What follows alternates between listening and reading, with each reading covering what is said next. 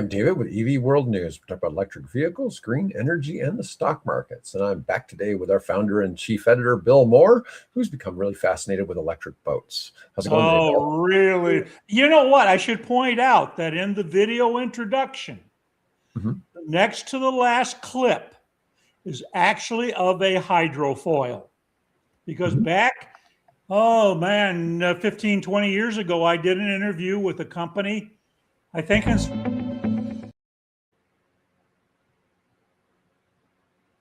Oh, that muted Bill. I'm back. So I did an interview 15, 20 years ago with a company that was developing a pleasure boat version of a hydrofoil. So I've been interested in this for a long, long time. So if you see me concentrating a lot more on electric boats, and I'm now learning more and more about how to make safe aviation fuel using local island resources. So yeah, it's fun. I'm having a blast.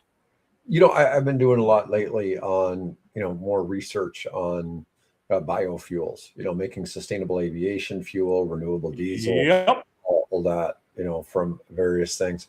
Well, so we need to get together for a beer and we'll swap what we know, because I know a lot more now about HEFA and ATJ than I ever thought I'd know. So why are you doing research on the grenadines? Without giving away too much information for what I am proposing for a business model for this service that I'm calling a black boat service, like a black car, black boat service. The best place to do this for the Caribbean. I mean, I started in Cuba, and then I went to Puerto Rico, and then I went to the Antigua and Barbuda, but everything kept pointing to St. Vincent and the Grenadines. So that's where I'm focused at the moment. And that happens to be for what I'm proposing, happens to be the best place to launch it. So that's at least according to Copilot and Gemini and ChatGPT and so on.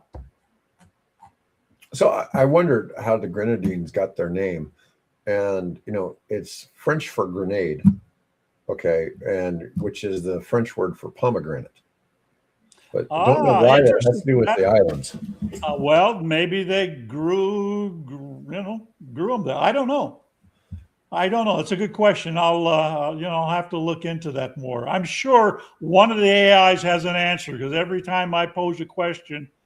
Oh, another thing I discovered this week, I can actually, because of using my phone has the Google AI or Google operating system on it. I can actually now talk to my phone. I was driving home and I had a question about making mead using frozen peaches. So I just thought, well, you're driving me around and showing me the map and getting me from A to B. How about you tell me what I need to do to make mead out of frozen peaches? And dang if it didn't come back to me and tell me exactly, while I'm driving from Trader Joe's where I just bought the peaches, telling me how to make the mead, basically peach mead in my car while I'm driving. That's funny. Yeah, there's a lot of amazing things. Well, one of the things I was talking about how I want AI 4 in or hardware 4 in a Model Y, and part of it is so it can use a more recent or better used Grok. Okay. For kind of the same reason, to be able to just drive around and talk and see. I'm not a Grok user, but I'm just kind of thinking, it's like, well, I guess I'll have to kind of get used to it. Yeah. Driving a Tesla. But anyways, let's on to EV World. Yeah, let's see. A lot of the news kind of redundant. Like my top article again is about the SpaceX IPO, but we covered this a little bit last week. Well, maybe we should talk about Blue Origin. Oh yeah, the explosion. Yeah, the $1 billion blow up. God. Yeah. That's going to be that's a hopefully they collected all that telemetry data. Yeah. Hopefully That's we got a lot. interesting.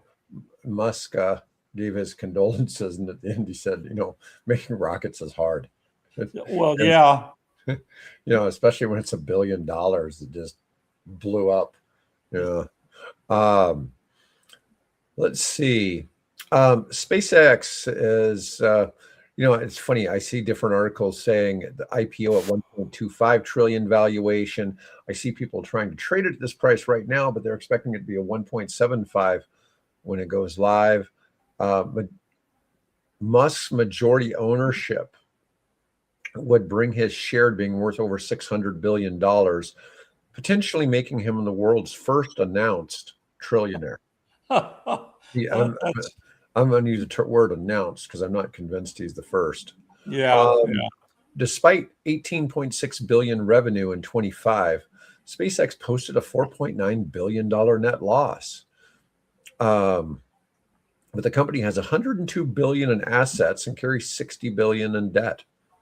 The deal includes that with the IPO, Anthropic paying SpaceX $15 billion a year for data center access for AI operations. It's interesting that XAI and, which is Grok, and Is Anthropic it are doing these things together. Anthropic?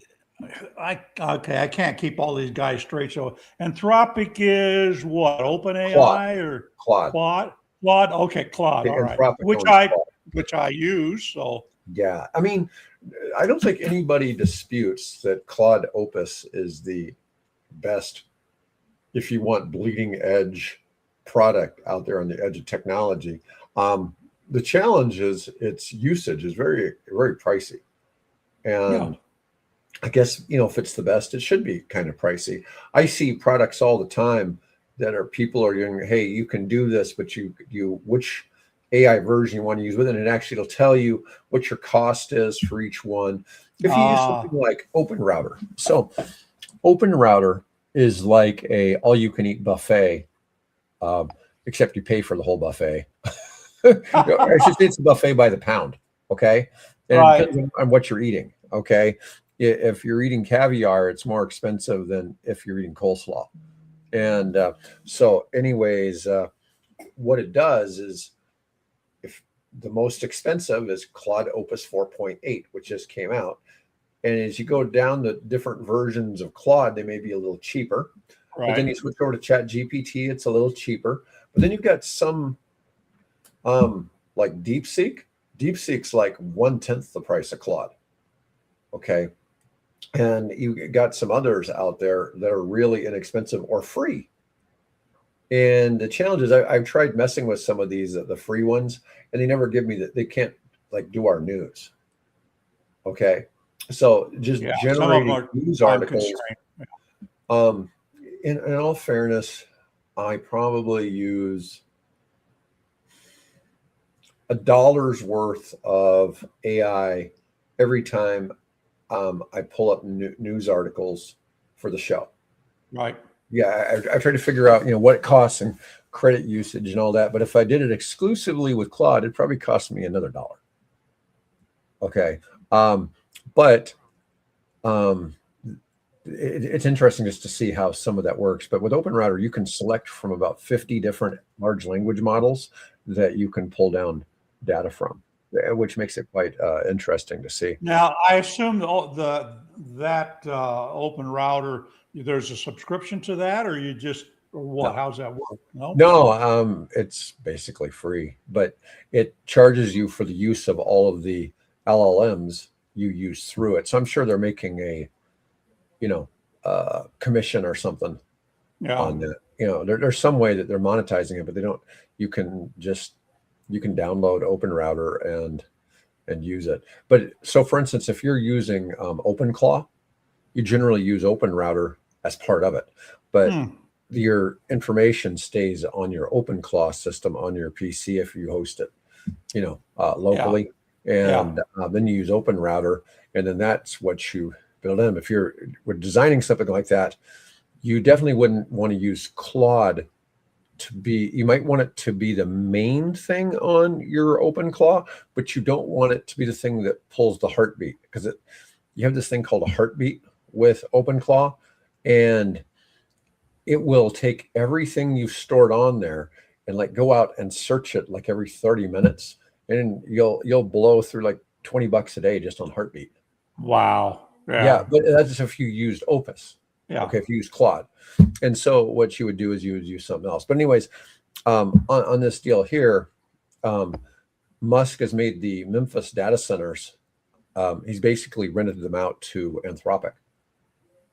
Which and they're running on unlicensed. That's not true. That's okay. Explain that, because what I saw was a story to the effect that those gas turbines are not running with emissions permissions or whatever. Well, there may be an issue there, but they certainly pulled permits to be able to put all that stuff in. Oh, well, yeah. Options. Okay. But they don't apparently have anything that is controlling or restricting or monitoring whatever, allowing them to put those emissions into the air in the neighborhood there in Memphis. Yeah, I don't know about that last part. Okay. I just know that, Mike Herzog and I were talking about this on the show one day, and that there's no way that got built and people didn't sign off on it. Oh, no, I'm sure. I'm sure code enforcement and other people like that were obviously very involved in that. It's just that some people haven't been happy about it. And, it's in an industrial area. Okay. It doesn't mean that the people that live in that area are happy about it, though. Right. Because they're not necessarily, unless they work there. This is one of the problems, though, with data centers. They don't create a lot of jobs. As I've been looking at different things in the energy space, a lot of energy does not create a lot of jobs. Okay. Windmills don't really create. I mean, there's a few people that build the thing and all of it. Once it's up, there's some maintenance. There's periodic maintenance and inspection of the blades and things like that. Solar doesn't create a lot of jobs, except, for the initial installation and all that. Nuclear doesn't create. Now, nuclear is a little different. Grid scale nuclear employs a lot of people, but the newer technologies that I've been talking about that are coming to market, they're going to be autonomous. I know what creates a lot of jobs in the energy field.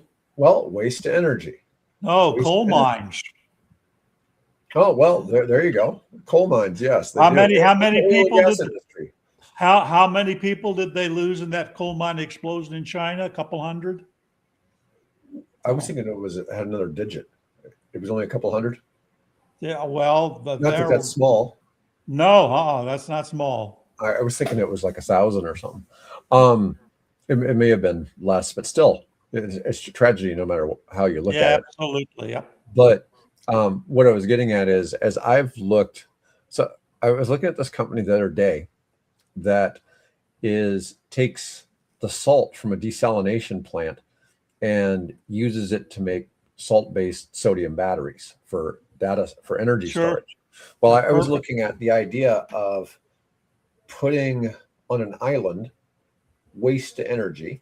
So we're taking our trash, recycling the trash. Yep. And it takes to produce, say, 100 megawatts. You're talking 200-300 employees sorting through trash. So you got all these people that are being employed doing that. Well, then if you had that energy going to somebody making the batteries next door, you have all these employees making batteries, right? Yeah.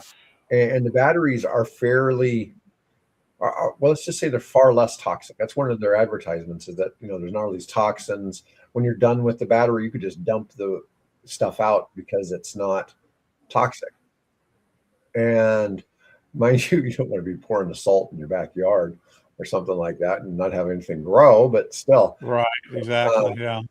Yeah, but I have if you're going to do that, I have a place for you. If you will go and look at the island of St. Vincent, and you look down in the extreme southeast corner of St. Vincent, you will see a giant landfill.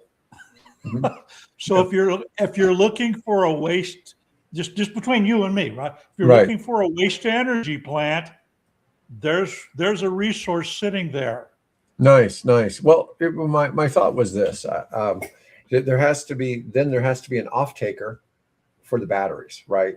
But the batteries could be used in other spaces for energy storage. I have a use for the batteries. Yeah. Yeah. I'm just saying, I've been looking at this whole ecosystem of how you play this down the road, because one of the challenges with waste energy, with nuclear, whatever, is finding an energy off taker when we're not talking about the United States. I know an off taker. Yeah. So, when I talk about my concept of ending energy poverty, a lot of it involves being able to find manufacturing and jobs. And so I've been looking at these things. It's like, well, I can, the waste energy creates jobs, the battery thing creates jobs. And I actually have a need for a waste product that comes off of every little, what do we call them? Custom home, not home brewer, but what are the local brewery, the guy that makes the special, lager or ale or, IPA, whatever. I need his CO2. And I'd be happy to take his CO2 off of his hands. you take his carbon. I'll take his carbon dioxide because I need it. And if you're familiar with the and I can't hydrolyzed it's HEFA process of making safe sustainable aviation fuel, SAF, that carbon dioxide is a key part of that process, as is hydrogen. So all I need is seawater, CO2 from the brewer, and hydrogen, and I can make a perfectly good jet fuel from that. And I have an application. Guess what? For that jet fuel. Oh, okay. Yeah. All right. Let's move on to our next topic. Rivian R2 Performance. So they have an R2 Performance model, matches Tesla Model Y efficiency at lower price. But it's actually comparing it to Tesla Model Y Performance. Okay. Now, I don't know how many people really buy the performance models. But the thing is, when I'm looking at used Teslas, the performance actually tends to sell for used a little less than the long range, because most people want the long range. Exactly. Yeah, and the performance has a different tire setup and is more expensive for replacing tires. And it also was, it's a lot faster. Okay, no question, it's faster. We're not talking like crazy faster. I think they may have another 100 horsepower, but and when and why do you use that, honestly? Well, right? I get that. That also means it's going to have higher insurance rates too. There's your real answer. And when people talk about the tire problem with cars, the performance has an issue because I think I saw that maybe the front and rear tires have a different size or something. There's something different that you can't just rotate like normal. Oh, that's interesting. Huh. Yeah. So comment below if you know the answer to that, folks. Let us know. I do know people who own performance models, but I've never asked them about that aspect. But I'm just saying that on the used side, I see slightly better deals. The deals are better on performance. So if you're looking for a Model 3 Performance or a Model Y Performance, you're going to get a better deal. Yeah. But anyways, the R2 Performance achieves 105 miles per gallon equivalent and 32 kilowatt hours per 100 miles, matching Tesla Model Y Performance while delivering 330 miles of range versus Tesla's 306. The thing is, the Model Y long range produces more range than the R2 Performance or the Tesla Y Performance.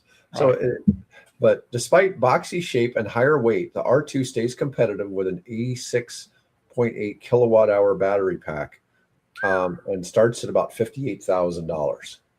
All-terrain tires option drops the range down to only 307 miles. Oh, gee, only 307. We used to worry. We used to hope we would someday get to 150.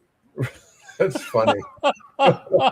We were so excited when the EV1 switched from Delco, I think, lead acid batteries over to nickel metal hydride Right. batteries, and the range went from 60 miles to 120. Boy, that was exciting. I Now where are we remember at? I remember how cool it was in the late 90s or in the 90s when laptops went from nickel metal hydride to lithium ion. What a Yep. big jump that was. Oh yeah. Nobody was talking about laptops catching on fire back then, though, either. Well, no, because they're yeah. We I, didn't we didn't we didn't know. I would get these pallets of used battery backups, the UPSs or whatever, Right? uninterruptible power supplies. Right? And occasionally I'd have one of those catch on fire. Oh, really? Wow. Yeah. I, I've seen so much computer stuff catch on fire that made no sense. I've had monitors catch on fire while we're testing them. You plug the thing in, and all of a sudden it starts sparking. Poof. It's Yeah. on fire. I've seen all kinds of things. Just you mix electricity and something's not quite right anymore, and boom, you just never know what you're going to Well, get. there's a lot of energies being driven through all that. So Yeah, yeah. absolutely. All right. So, how we always hear people like talking about how Tesla stock's going to crater and all this, sell off all your Tesla or whatever. Well, here's one the other way around for Motley Fool. Tesla stock could soar in H2 2026 on robotics and FSD progress. Tesla stock down 1% year to date, while the S&P 500 is up 10%. But the company raised capex guidance from 20 billion to 25 billion for the year, causing investor concern at the 208 times PE ratio. That's so high, 208 times. Yeah, normally PE is down in at least double digits or at I always best. it's crazy when I see a company trading at like 40. And it's Yeah. always somebody like MasterCard and Visa, companies like that, they trade at like 40 times. And I'm always just like, well, what new when you're buying a high PE ratio company like Tesla, the idea is that you're expecting that you're buying that future value in the company. Right. Okay. And then it's going to be worth far more at some point. And I've never understood that with like Visa and MasterCard, right? But they still it still works out for them. But let me see. The Optimus Generation 3 humanoid robot reveal pushed to late July, August. Robot learns by observation, video, or voice instruction. Could enable corporate workforce replacement. Unsupervised full self-driving software potentially ready for consumer vehicles by Q4. Robotaxi service recently expanded to Dallas and Houston. Yeah, I don't know. Q4 for the No, unsupervised. they are. Nah. There's a lot of that's being driven by hype and promise. I mean, the only Yeah, one that's really demonstrating any kind of significant growth in that area is Waymo. yeah.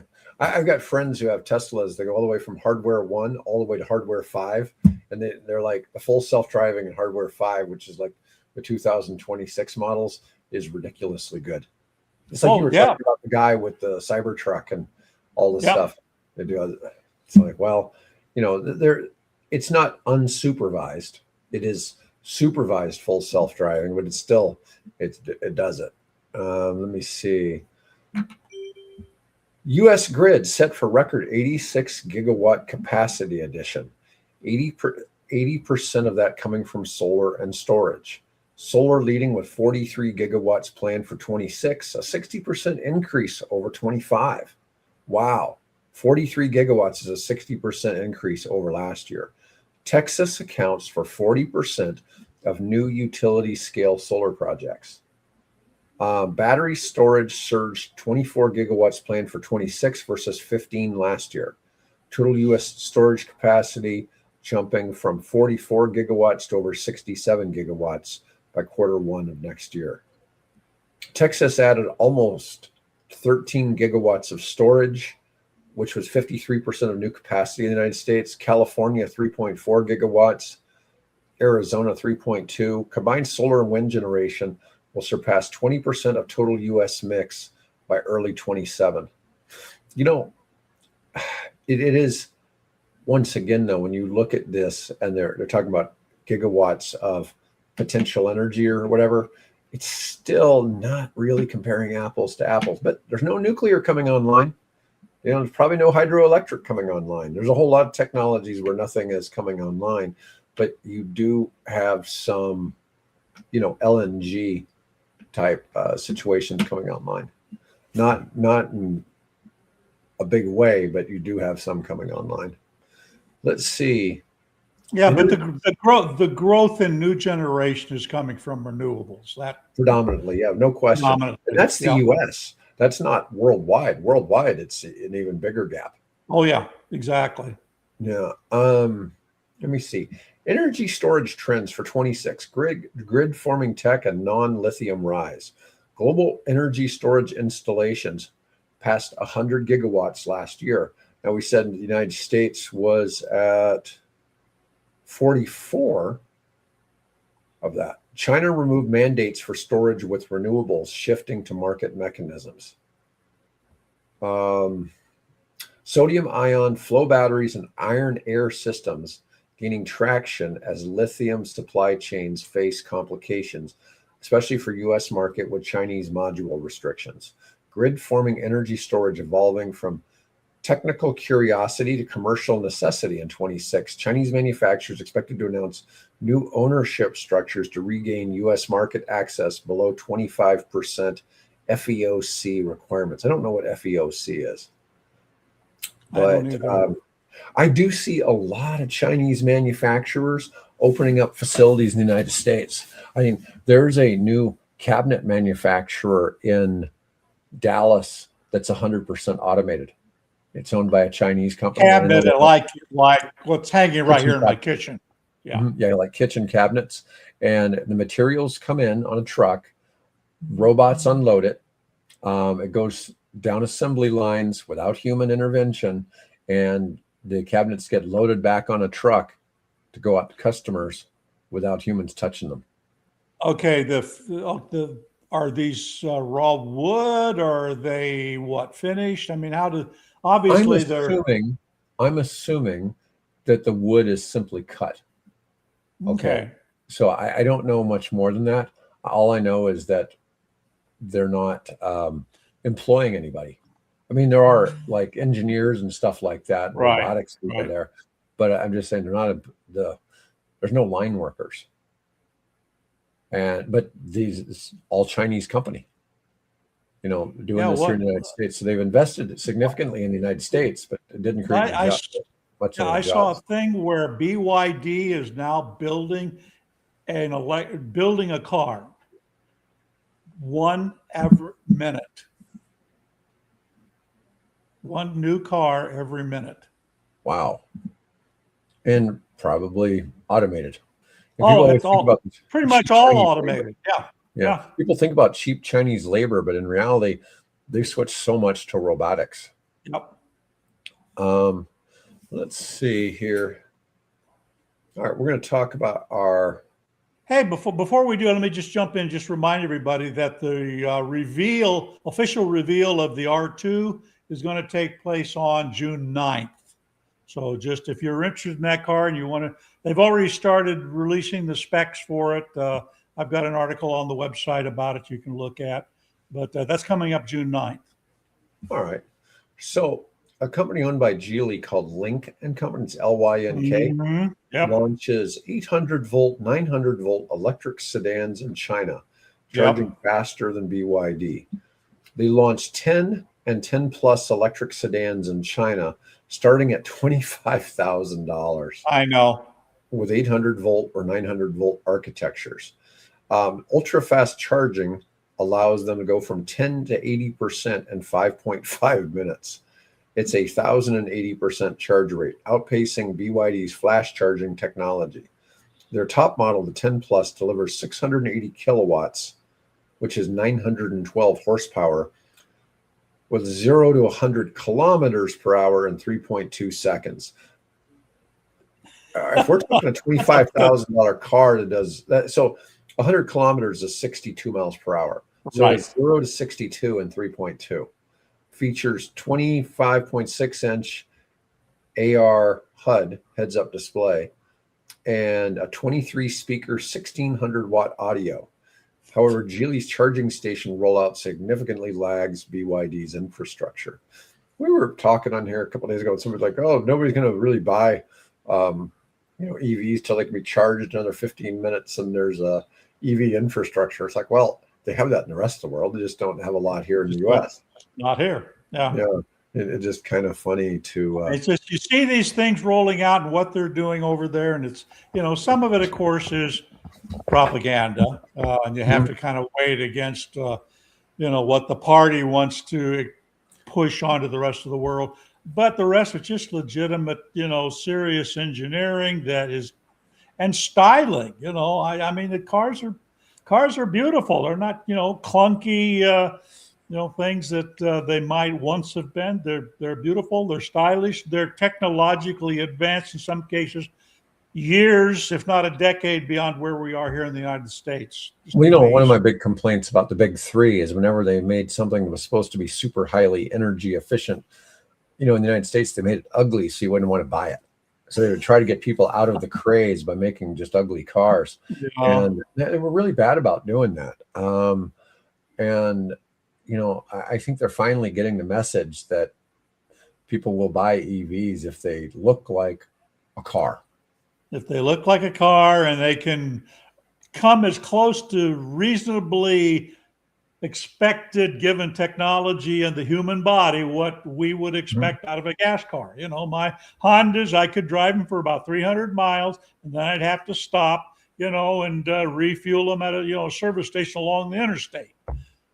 I can do that now with an EV, and of course, at the moment, most American EVs available to us, takes half an hour, 45 minutes, whatever, depending on the model.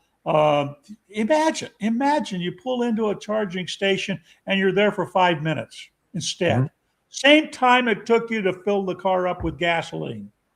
It's just phenomenal. Anyways, folks, that's all we got for today. I'll be back on Friday with our engineer, Mike Herzog, and Bill and I will be back next Tuesday. Otherwise, folks, thanks for watching and have a great day.